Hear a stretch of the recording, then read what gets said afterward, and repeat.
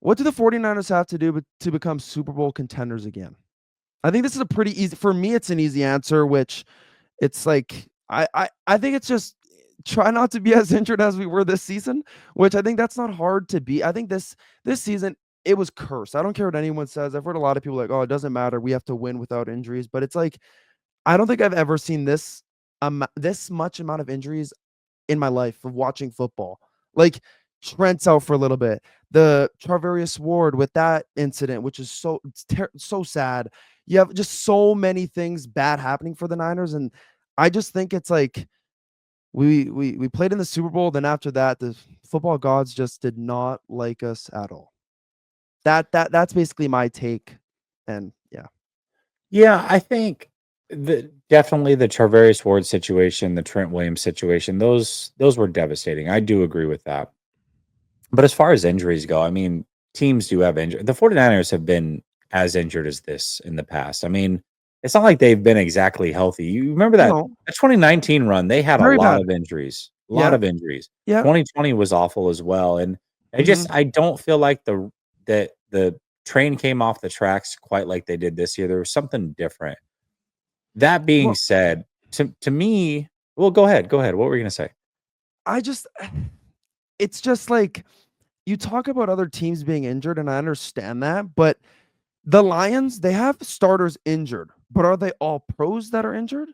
Not really. They have some all pros that are injured, but not really. We had literally all pros that mean all so much like yes, they had starters that are out, but we had starters that are all pros that were out.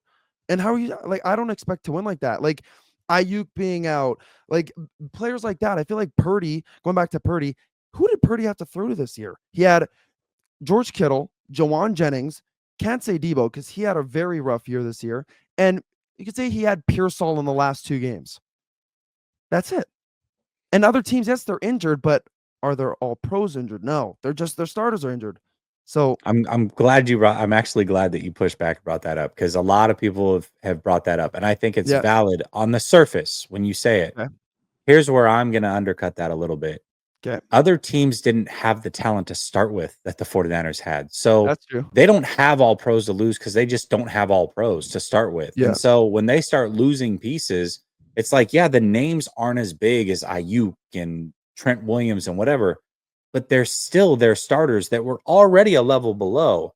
And the 49ers just didn't do a good job of building depth this offseason to put them in a position. I mean, let's talk about the Lions because that's the obvious comparison, right? obvious one. Yep. They're here they are, they have a ton of injuries, all of that.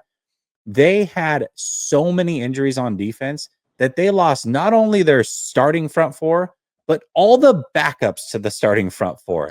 They lost Yeah, not only their linebackers, but all the backups to those lines. So you're literally in a situation where you're bringing in guys, they're practicing with you for a week, and now they're starting for you in multiple positions, and they still found a way to do it. When the Cardinals, for example, would the Cardinals have an injury?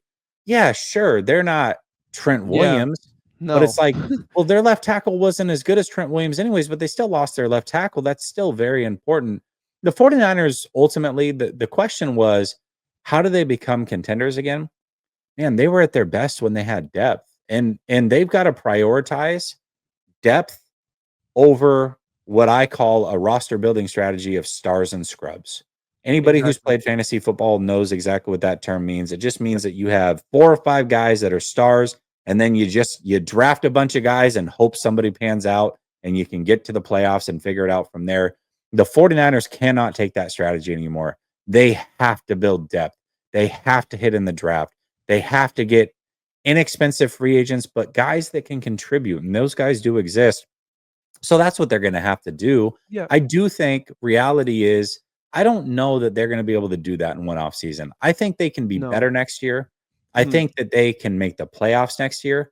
I don't know that they're gonna be good enough to even win a playoff game next year, no matter how good this offseason goes. There's only so much you can do in one offseason. They've got to essentially rebuild the whole linebacking room. They've got to rebuild the running back room. They've got to rebuild the defensive line, Yeah. interior defensive line, and they've got to do all of that in one offseason. That's going to be really, really tough to do. So we'll see how it goes. Yeah, someone put a question in the chat. They said, question for Maj, what year did the 49ers have the best O-line in the Kyle Shanahan era? Wasn't it 2019? I think it was 2019, no? That I don't O-line was very know. I It think it was was, I mean, I think player for player maybe, but it statistically might have been this year, oddly enough. They were ranked like yeah, but 13th. uh yeah, I don't I don't want to talk about this year. Um And hey, next you, if you enjoyed that video, make sure you drop a like, comment, and subscribe to the channel for more 49ers football content just like this.